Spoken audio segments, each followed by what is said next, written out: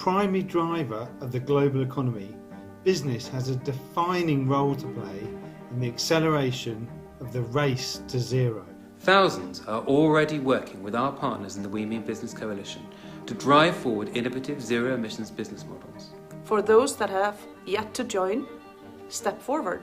Businesses that step forward will compete and innovate better, be more resilient and future-proof themselves in the face of inevitably policy changes.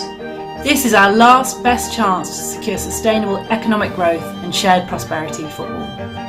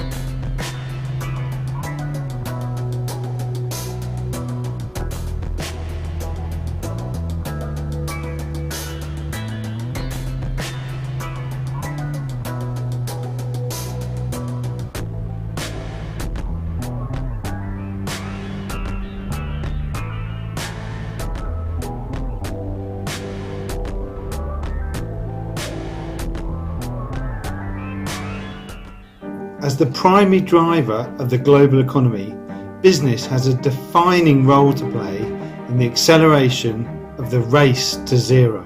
Thousands are already working with our partners in the We Mean Business Coalition to drive forward innovative zero-emissions business models. For those that have yet to join, step forward. Businesses that step forward will compete and innovate better, be more resilient and future-proof themselves in the face of inevitably policy changes. This is our last best chance to secure sustainable economic growth and shared prosperity for all.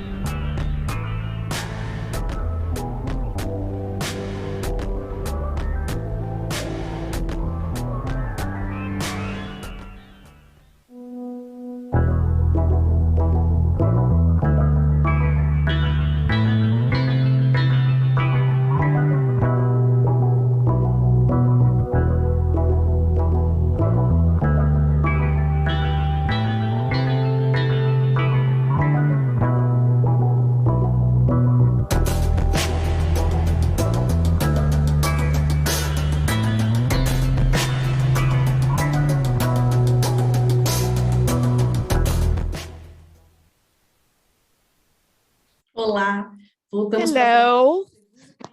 We return to the second panel today, Climate Ambition in Brazil. Will participate in this panel Joaquim Levy, Director of Economic Strategy and Market Relations, halve. Also, Sophie Punt, Executive Direction of Policies and President of Microsoft Brazil, Natalia Renteria, Technical Manager for Climate and Climate Finance for CBDS. And then to moderate, I give the floor to Luana Maia, Director of Operations and Strategic Planning at CBDS. Hello, thank you. Thank you, Renata. It's a delight to be part of this panel with so many important people, renowned people, such as Joaquim Levy, our partner. He helps us in the leader panel. Also, Tanya also is part of our board. Sophie is also our international partner of women business, and Natalia Renteria, that is my partner on this climate change agenda. So it's a panel that works with this broad panel, so many aspects regarding this umbrella of the climate change. We are very much integrated. We feel that any climate ambition or green ambition should have a social inclusion. We work with agendas that are integrated, since climate, biodiversity, water, food sovereignty, social impact. We understand that only possible manner to contribute for Brazil to grow in terms of climate neutrality is to work together, reducing the emissions. This panel is going to be very interesting because we're going to talk carbon market, also talking about this measure that is taking place, 258. Natalia is going to talk us about that as well. We're going to have the cases that Tanya will talk about them. Also beautiful projects for Amazon. Sophie is going to let us know about this company called Win Business, how they're working together. I know that is a very complex path to tread, but I'm going to invite Joaquim Levy. He's going to talk about a very complex matter of this panel. So we start with you, Levy, talking about what could be the pillars of a green resume takeover, also about a sustainable agenda. It's a question that is worth $1 million, is how and where we can start. Hello, good morning, everybody. I'm very happy to be part of today's panel, very much engaged and dedicated to the transformation in our country, this journey so for the zero emissions. It's a net zero target, and it has a lot to do with Brazil. The question is about how we're going to resume this green moment. The main path, in my opinion, is how we can profit from the many things, many possibilities that favor Brazil. One of the aspects that allows that our country reduces more and more our emissions. So if we observe our economic activity in the country, if we count our emissions because of deforestation, we're going to observe that we have a good position regarding the other countries, or comparing to other countries. We've observed the fossil emissions, both regarding our climate. We are classified amongst the country that has the lowest footprint in the world, despite the use of fuel fossil. We use diesel and also gas. So, but about this side and thinking about the lighter vehicles, we do have for 40 years the alcohol or ethanol that we use in our cars.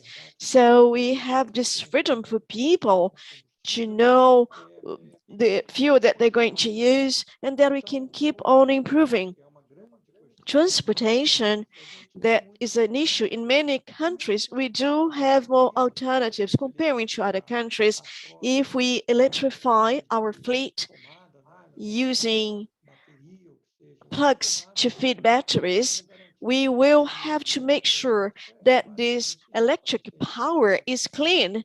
So we have exceptional cases as the one that we're living today. Most our electricity is generated and cleaning generated actually. So most of the generation has a fossil generation. We are able to go through a quick transition. I'm sure you have observed that we can use ethanol and electric engines in Brazil using the cell fuel possibility. We are testing a path.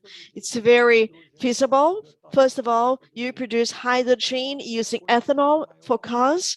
A greatest part of that is producing by what we call reforming of a product based on hydrogen or natural gas and ethanol using a molecule of ethanol. You have the possibility of using oxygen and hydrogen. You can use the hydrogen and then you put that in a fuel cell. What do we need for that?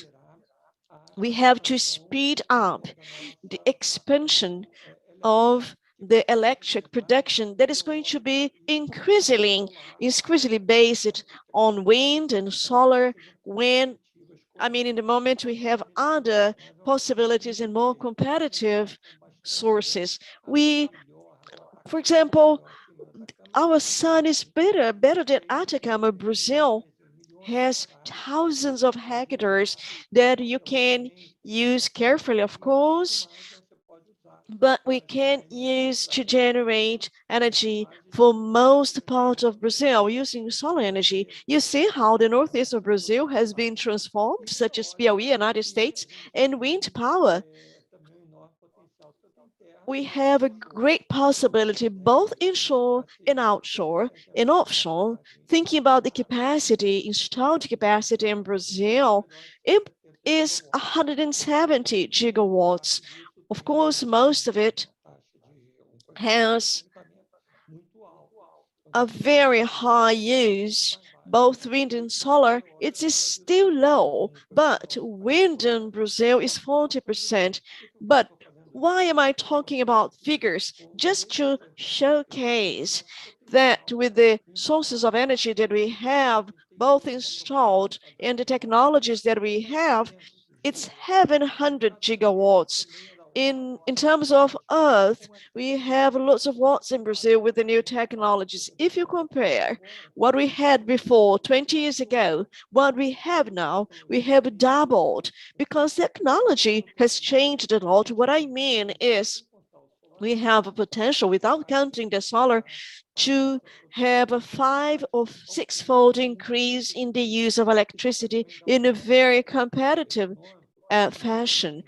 When we talk about economy, as we replace electric power by coal or fossil or oil, actually it's self-financing because the consumption can be displaced. It's cheaper to pay electricity than using fossil fuel. That's then that we're going to have different sources that become income stream that are necessary to finance the installation of these energy parks for renewable energy. Talking a little bit about economy,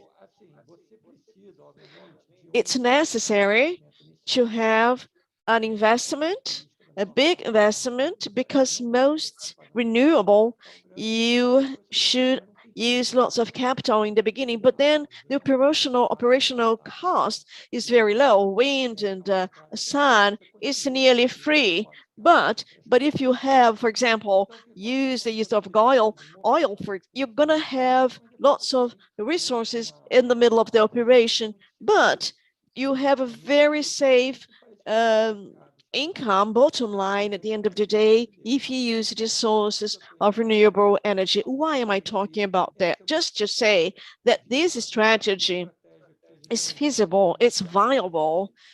We know it a lot.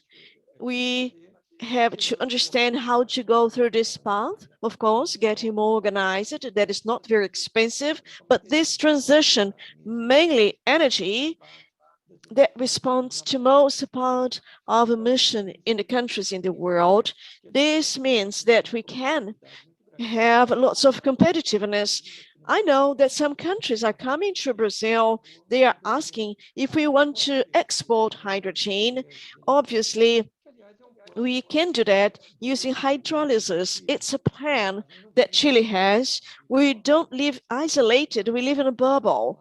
If we look around, we don't have to go to Asia, for example. Let's talk about Chile. Chile, for many, many years, they had lots of issues because of energy. They had to import, lots of difficulties for them, but now they are nearly independent.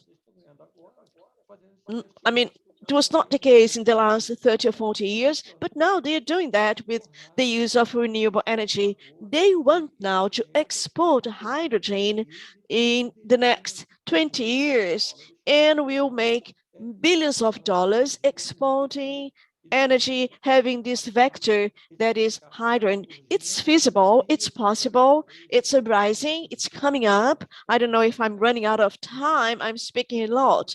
Please let me know. But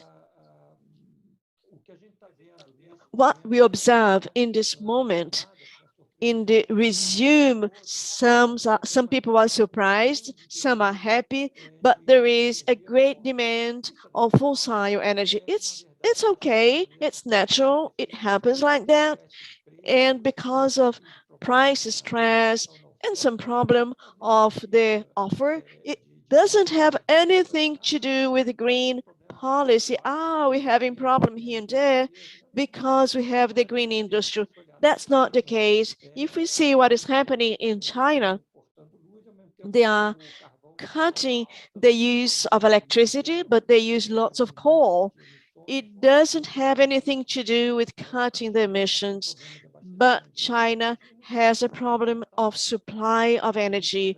Coal is very much used, but has to do with the regulation issues. They have some provinces that they are trying to find a solution for that. But in other parts of the world, they use gas and oil because they offer the production of these inputs, of these materials. They are below the level that was in 2019. So as the countries are resuming their operations, having more investment in green source, there is a pressure, a temporary pressure on prices. But in many cases, what happens is how it's worth is speeding up this investment. Last word, all of that is possible. I have mentioned northeast of Brazil. They are renting tracts of land. They are building parks of wind power.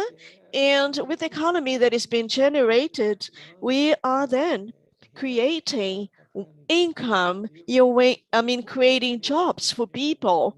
And of course, a state such as Piauí that had a very cheap energy will attract, industries, other means of business. A state as rich as Sao Paulo, when sugarcane stopped being an activity, an agricultural commodity, being a source of energy, you ended up the fires, and then today you have an industry that gives jobs for many people. There is a transformation in the interior of the state.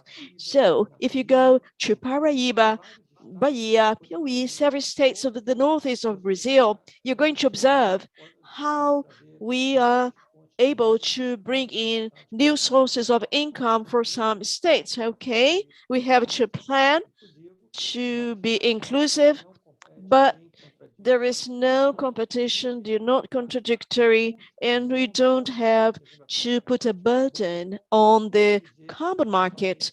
But It's not going to be a burden for consumers. Actually, you're going to foster some areas. Unfortunately, I don't have the time to talk about that, but you're going to be competitive. You're going to foster a low carbon plantation. You're going to foster the recovery of pastures, even a new look into the Amazon when we are going to discuss if you have a good carbon market, if you have a possibility of offsetting that in a manner to reduce the total emissions, we are going to gain an additional of income that we don't have right now.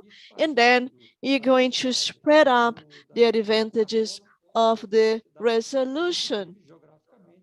And even geographically, they are not necessarily having this capacity of the production of energy. Thank you very much.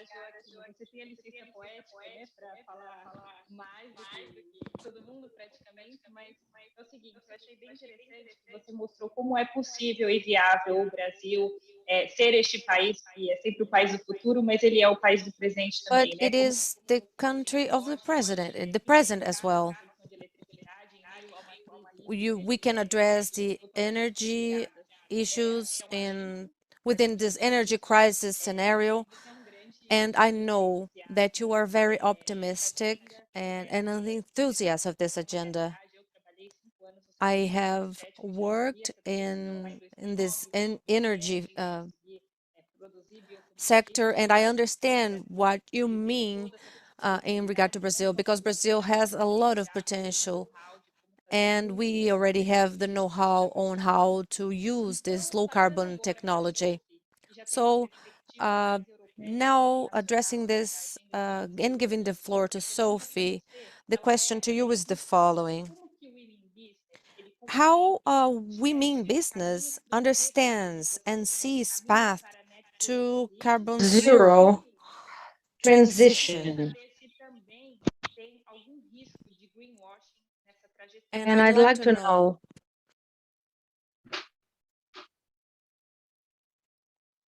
Good morning to everyone in Brazil.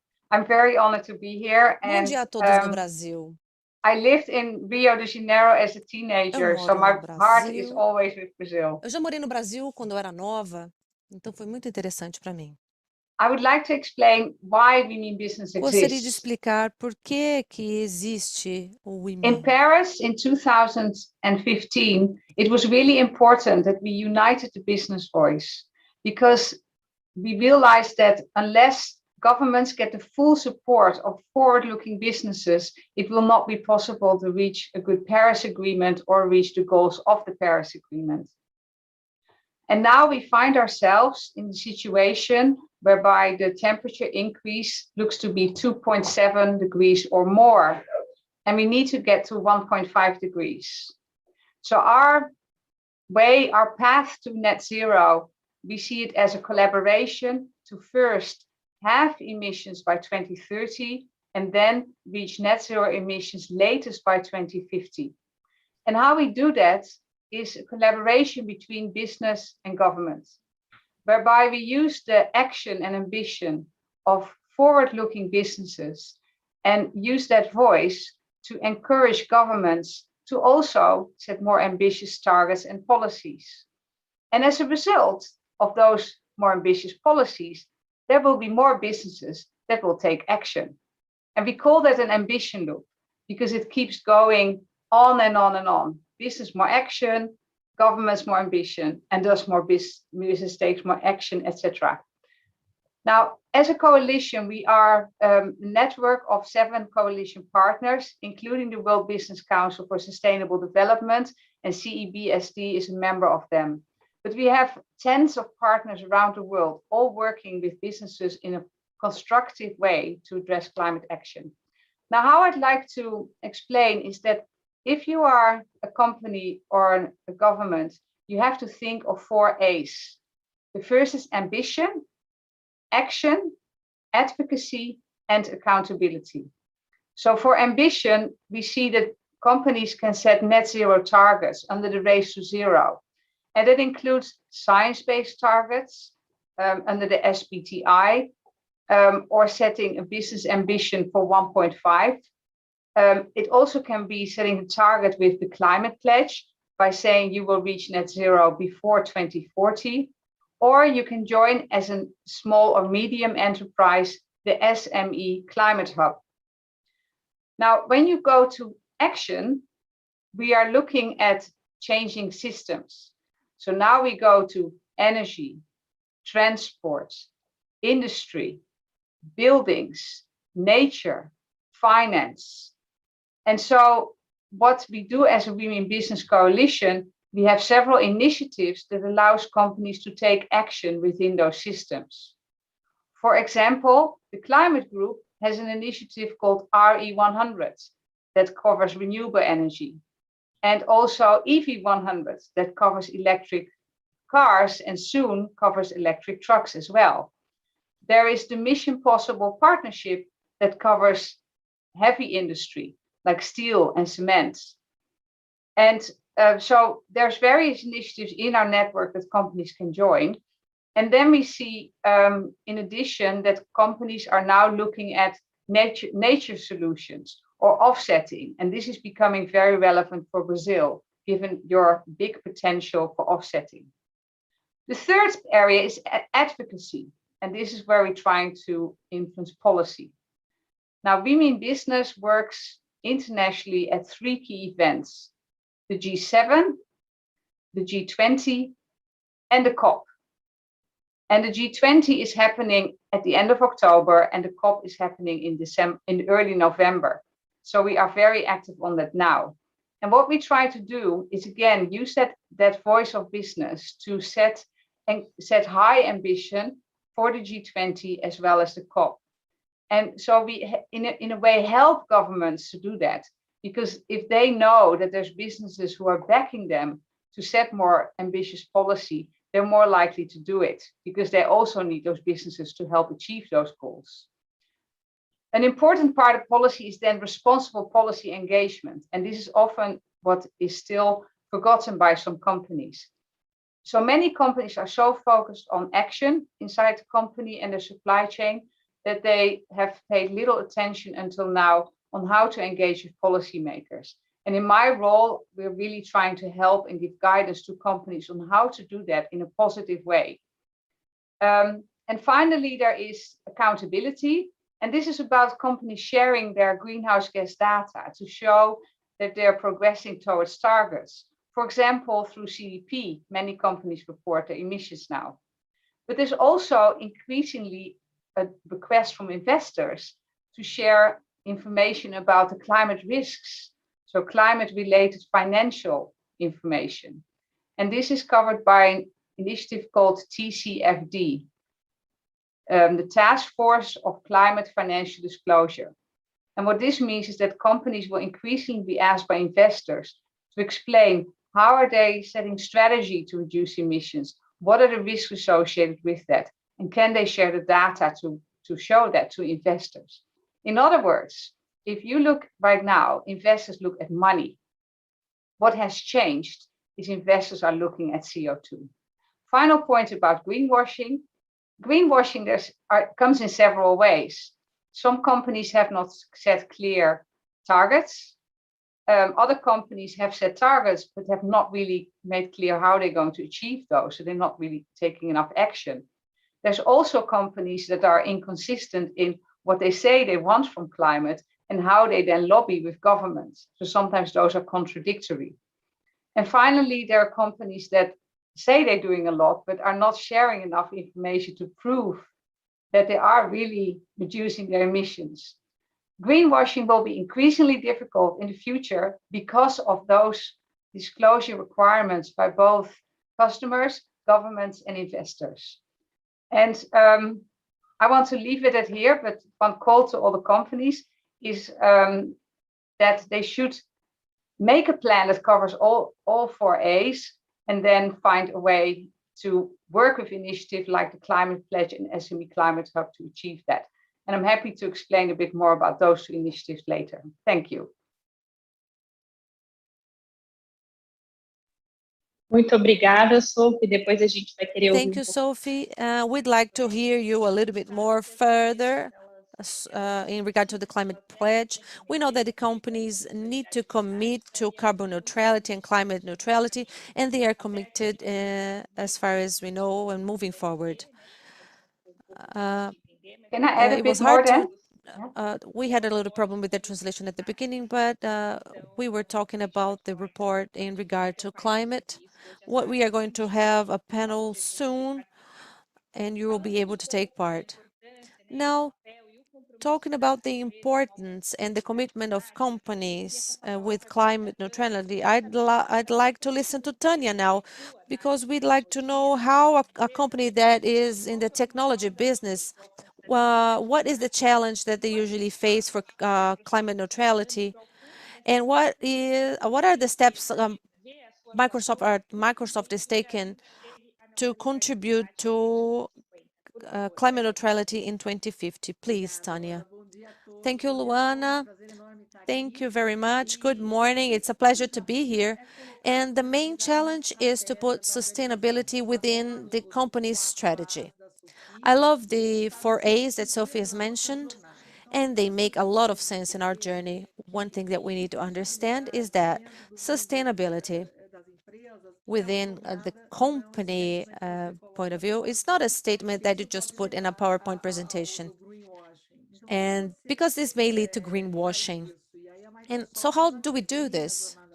Microsoft designs the journey based in 4 pillars. One is the culture, and to take culture within the business. There's no healthy company in a sick country.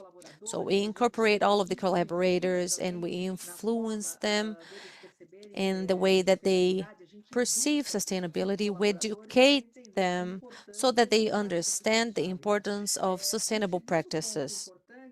Another important point is to design this strategy. What is my role of sustainability within this theme? What are my own ambitions and commitments of reduction? And Microsoft has it very clear. We aim to be net zero by 2030 in carbon, and we need to negativate all of our historic emissions by 2050. We are aiming at net zero with water as well. We have a lot of consumption for cooling here at Microsoft. So how can we be carbon positive with water? We need to also invest in technology of cooling systems so that I can ensure the lower temperature in my data center with less water.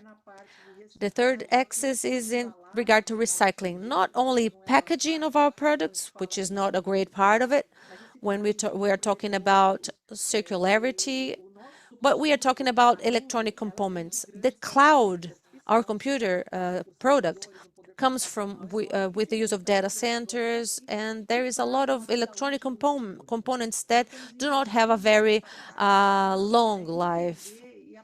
We need to start and understand and apply the knowledge on how to recycle electronic waste in short, long, and medium term. And we have a commitment with the ecosystem because we understand the technology can help in the recovery of biomes and ecosystems. We have a strategy of mitigation with a climate goal and the strategy on how to get there. And we have also understood that technology has an additional role of taking sustainability to our clients, partners, and society. And we are building solutions to help our partners in their own journeys. So our strategy encompasses our own ambition and how we are going to transform the journey of our partners. With this, we are launching in October Cloud for Sustainability, in which we are going to help our customers and take software as a service to them so that they can connect measuring devices and trace their activities in order to cut emissions down. We have sustainabilities with our own emissions and the commitment to help society and the planet to achieve the necessary ambitions to mitigate global goals. The third one is governance. And this is important to avoid greenwash. So we establish our ambitions, we create our metrics, we monitor, we report with full transparency, and then we create a closed loop so that we achieve our goals. We create new actions, we monitor, and then we report. This is all very important. And of course, accountability is one of the A's Sophie has mentioned, is part of our commitment to deliver transparency to society. This is how Microsoft sees how we can change and transform the planet. The challenge, of course, is enormous, and we understand that sustainability is a business imperative. And again, just recalling Joaquin's speech, we should not separate economic growth from sustainability, and this is a challenge. We still have around 1 billion people without access to energy and a lot of use of fossil energy. We need to find a balance. I know we have to cut in half all of the emissions by 2030, but we still need to insert 1 billion people within this productive cycle and reduce inequalities. If we do not have a lot of technology to address these issues and lead us to a solution for this complicated thing, this is going to be worse in the future. We have been investing, and we see that not only the present technology, but also future innovation they are both going to help find answers to this. And we have been investing in several different startups, and we've created a $1 billion fund to invest in startups with green solutions.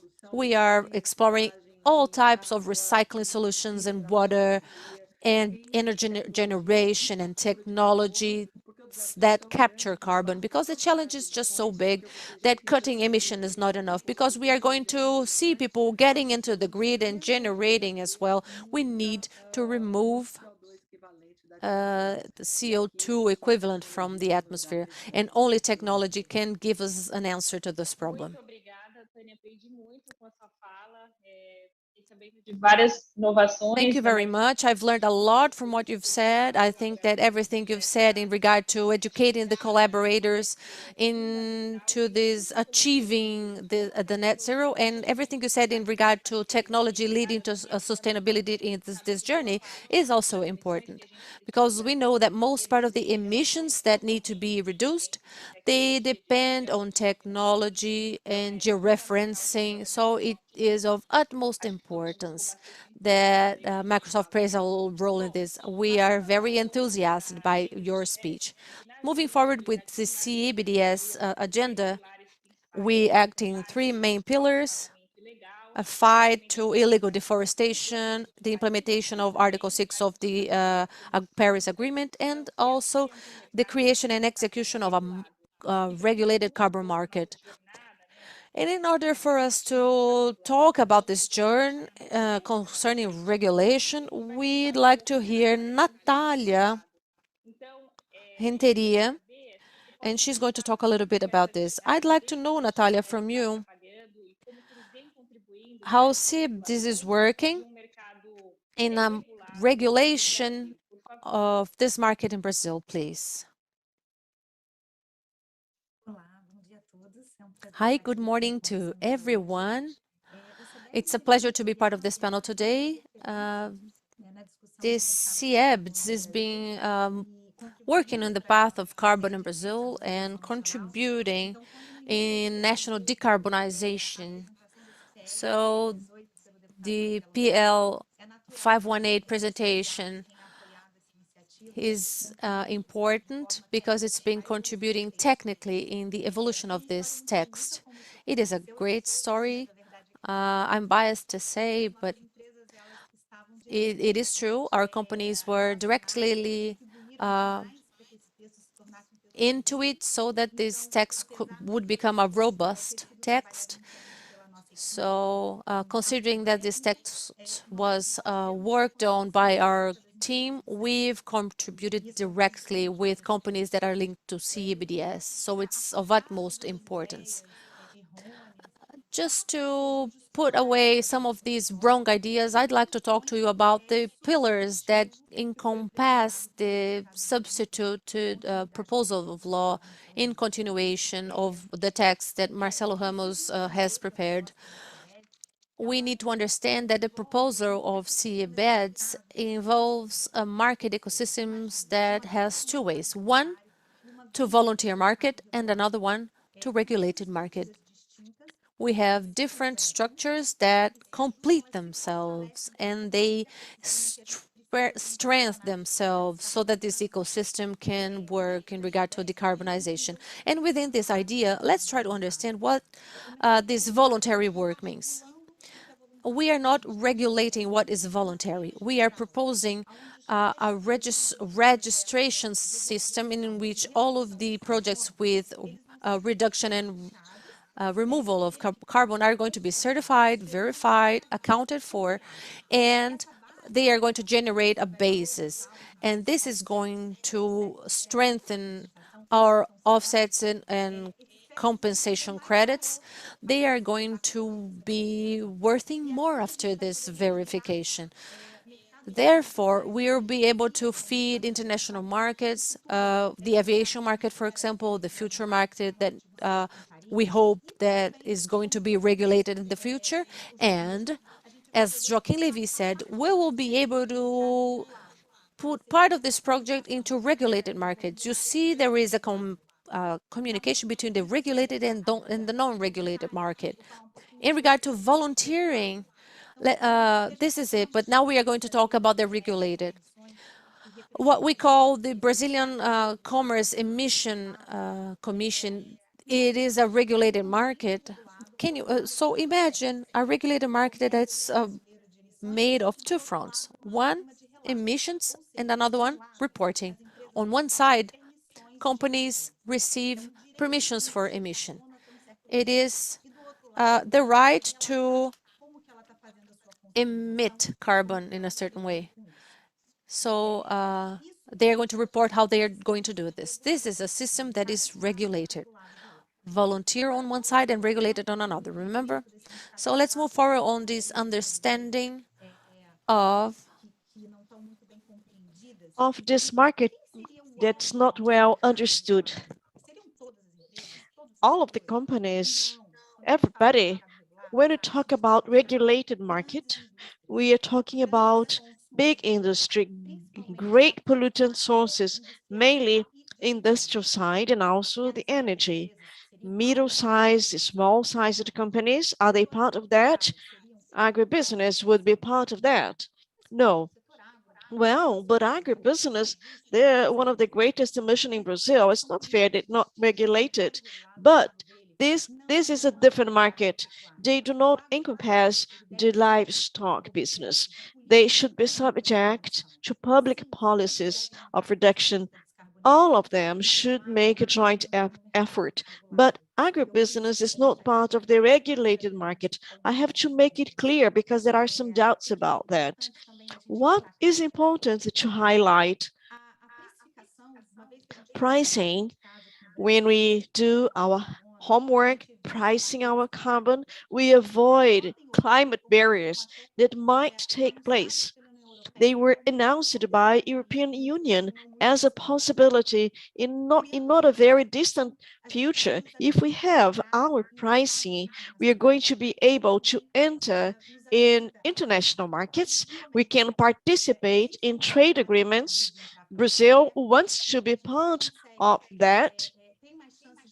We have more chance to participate if our pricing is okay, respecting our social environmental safeguards.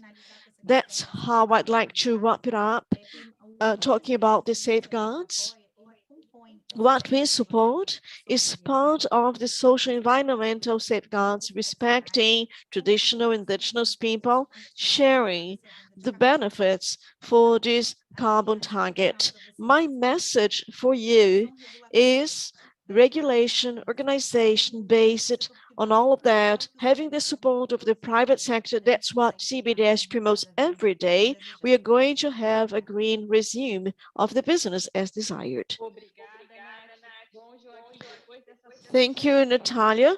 After this explanation on how we operate, I'd like to know about this regulated market and how this credit of offsetting of emissions, we can work that out, and how the market will do that. You have 5 minutes to, talk about that.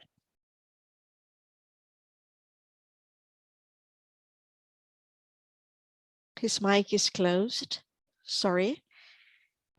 He's got to open his mic. If anybody's listening to me, please let him know that I can't hear him. Okay, thank you. So there is a great possibility. Natalia had said something very important about that, because you transparently talked about concerns that everybody has. They're not true, but they are legitimate. Well, if this carbon market would create a burden for consumers, it's interesting to bear in mind what was discussed with the UN. If you want to include the possibility of using the capacity of agribusiness, forest business can capture carbon or reduce the emissions, you've got to a very good reduction, having a price of roughly $5 to $8. So the impact on the economy is very reduced. And on the other hand, you can somehow foster the companies, can be for the textile industry, maybe opening possibilities for the development of some technologies based on nature sources, such as what we call Brazilian oil, that is called dende oil. Today, coal from planted forest is important. We can also increase its role. All of that, it's important to think that this market, it talks about pricing. It allows that we walk together the same direction to reduce emission, but choosing the cheapest path, the most efficient ones, to find the best positioning in this market. It's important to have a credential so we can be recognized by the market as a company that has low carbon actions. It's going to be very positive, and the government that is going to be responsible, accountable for this regulation will, as I said in the beginning, more inclusive. What I think that this is possible. It's not going to be a burden for smaller producers, not for consumers as well, but it's going to open a window of possibility with new money. Of course, the devil lives in the details, but discussing that so openly, it's going to be very important. It's going to be the path for the victory, as other things that we have done in Brazil, that when they are well discussed, they work very well. Thank you, Joaquin. Yesterday, we spent today talking about the Amazon and how important it is to preserve the forest. We know how to do that. When you talk about the plantation of grains, we had a 6-fold increase of the grains production that are, if we can regulate this carbon market, it's going to be very important, can be good. If it is regulated, it's possible. We know how to do that.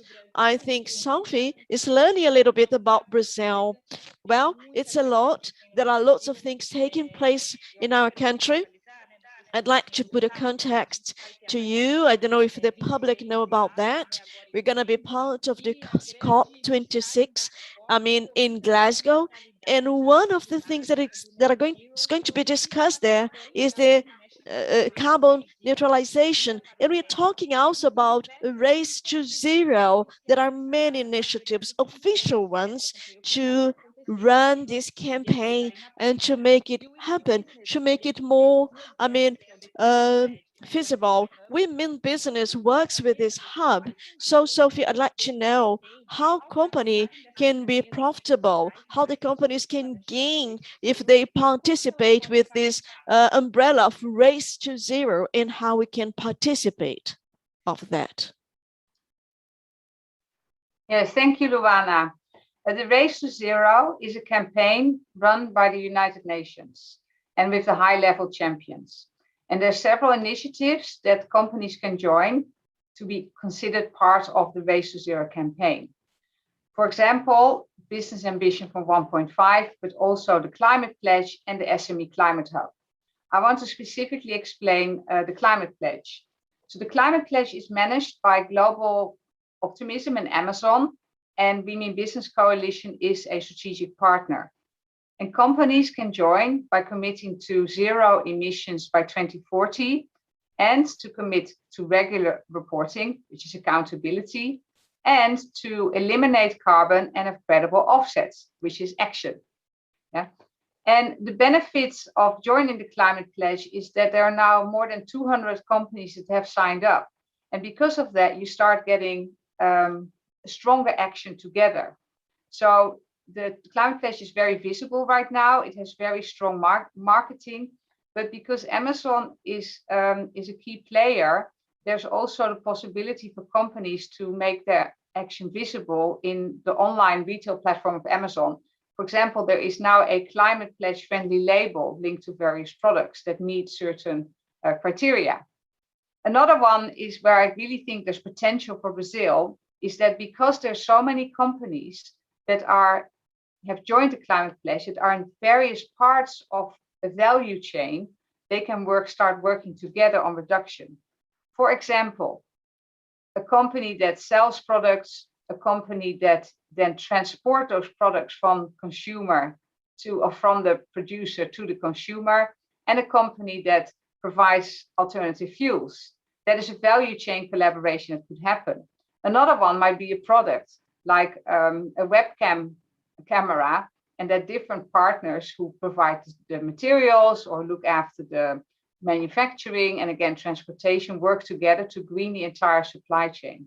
So I foresee that for Brazil, there's many opportunities to join the Climate Pledge and then work out what are the collaborations you could set up inside Brazil between those companies to make action happen. And so my suggestion to all of you is to explore, are there such collaborations possible? And if so, then the Climate Pledge can help, because it can then happen in Brazil, but you can also be connected to similar value chains, action collaborations in other countries. The other second example I want to highlight is the SME Climate Hub, which is similar, but except this one is for SMEs, small and medium-sized companies. Those companies can join by, again, ambition, setting emission targets for net zero 2050 and half by 2030, and disclosing emissions every year. And what the SME Climate Hub is like a one-stop shop for SMEs to find all the support for calculating, reporting, reducing emissions. And of course, those SMEs can then be connected with other initiatives like the Climate Pledge to take part in those collaborations. Yeah?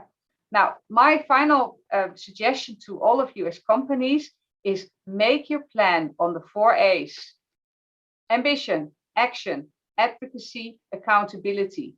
And then work out for yourself, how can an initiative like the Climate Pledge, SME Climate Hub, or the many others that exist help you in achieving your goals? And if you then find a few colleagues or peer companies in Brazil who think the same as you, then you can start having a collaboration. The one that I was personally connected with was PLVB, the Programa de Logística Verde do Brasil, or the Green Logistics Program in Brazil, where we worked with many companies to set up a training for SME road freight transporters together. So it was really already a collaboration that is happening in Brazil that involves big companies as well as SME transporters to make carbon reduction happen. So I think you have a lot to show for in Brazil, and it's now about connecting it in with the initiatives that are happening globally to share experiences and to scale action. Thank you. I'll leave it at that. Obrigada, Sophie. Thank you, Sophie.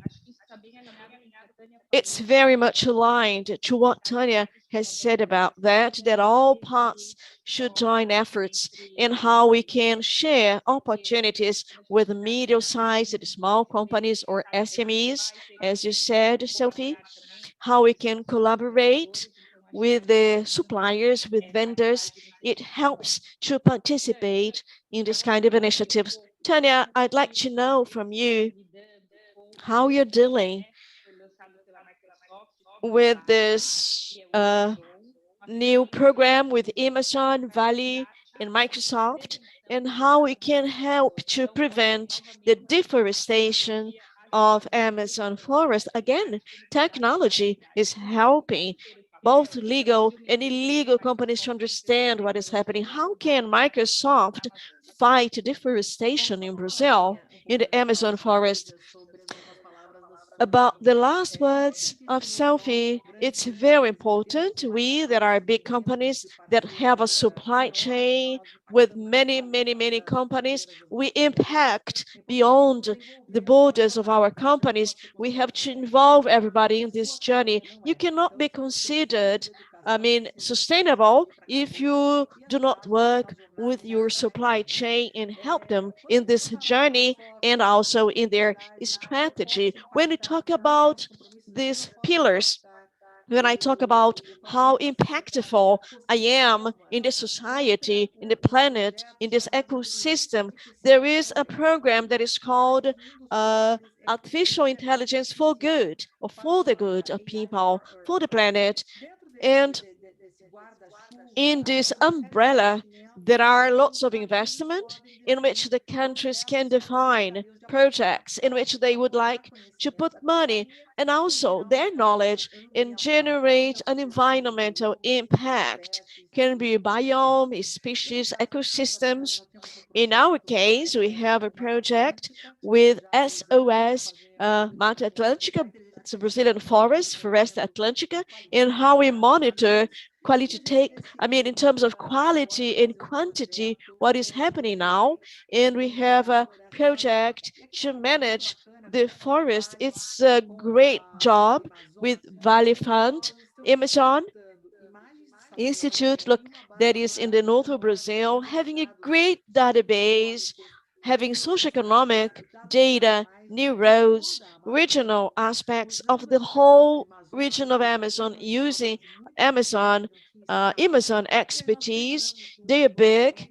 And then we worked together with this algorithm, and now we are able to identify deforestation areas. One of the tips how to understand what is happening, for example, illegal roads. They're not legal, probably, or they will have very bad deforestation consequences. The other data that we use as well, having the history of this region, we are putting together historic data with the current ones, and we are training these algorithms involving public prosecutor, secretariats of the environment. The public prosecutor is very much engaged in this project. Regional secretariats as well are engaged. They're going to use our material, our data, to build public policies, but also in the action of the prevention. That's what we want. That's why we created Previsa.org. .org.br. That's what we're going to use. The society have to use it. I think it's called Previsa.org and .br, but it's called planetary computing. We are acquiring database of different biomes and ecosystem, making it available for the scientific commission for environmental protection for companies, so we get to know data, understand the standards, trends, and design policies that are sustainable. In the case of Brazil, Previsa is the very first platform that is part of this planetary with Microsoft support. I invite everybody that is watching us to help, to I mean, offline information, it can be replicated in other biomes, both in Brazil and outside Brazil. This is just a small part of what technology can do to help this asset that is so precious for us Brazilians, that is our forest. Thank you, Tanya. I think this panel has many things about ethanol, how we can invest in many different assets, go into an international agenda, how companies can get engaged, and then how companies that act in Brazil can work with climate neutrality in all these possibilities. I'll give the floor for the final considerations of those who want to do so. And starting with Natalia, please, if you want to say a few words, you have the floor, and then we close this panel. Thank you, Luana. I'd like to highlight the offsets. In the agribusiness in Brazil, we see that this is a very important resource and it's a competitive advantage in the international market. We have a great decarbonization project, so more and more projects in this sense are being developed. So the voluntary work is really giving great value to our offset system for the carbon market systems. I invite everyone to come and join us in this conversation in regard to carbon market. We're strengthening this subject and clearing any concerns that there may be still. Thank you. Joaquim.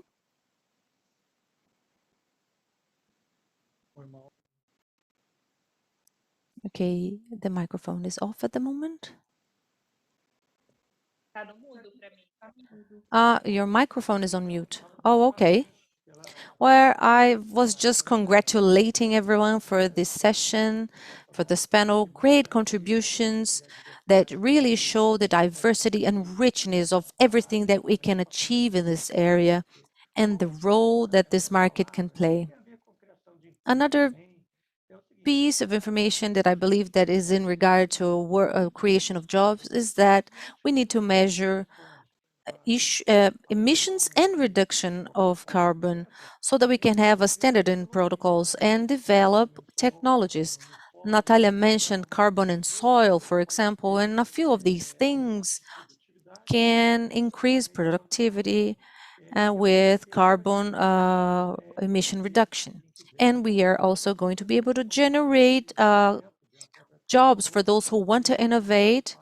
And as mentioned before, with startups and young people, looking at what our economy is able to be within 20, 30 years, and all of the possibilities that we have in creating new activities, new ways of looking at things and producing things. So, as you said at the beginning, Luana, this discussion is in regard to a lot of opportunities for our country, opportunities for the creation of jobs, and everything that has to do with this world. And we want this world to be a world that is not with a additional 4 degrees in temperature. On the contrary, we want a better and more beautiful Brazil with a lot of opportunities to everyone who live here. Thank you, Levi. Yes, I am optimistic. We are still very young, so we still need to think positively in regard to all of the possibilities. Sophie? Yes, I can repeat the 4 A's, but I would like to say what we need is all in for 1.5 degrees. And all in means all companies, all governments, all civil society, all business networks like CEBSD. And I think that the only way we can achieve it is that if both countries and companies are looking more at rather than how they can compete or how they can look at the differences, they look at what they have in common. And that is one world that we all share. So my call to you is companies join the initiatives where you can collaborate with others like the Climate Pledge, the SME Climate Hub and others. And for Brazil to go to the COP O mundo tenho bisogno de vocês. We cannot do it alone without you. Thank you.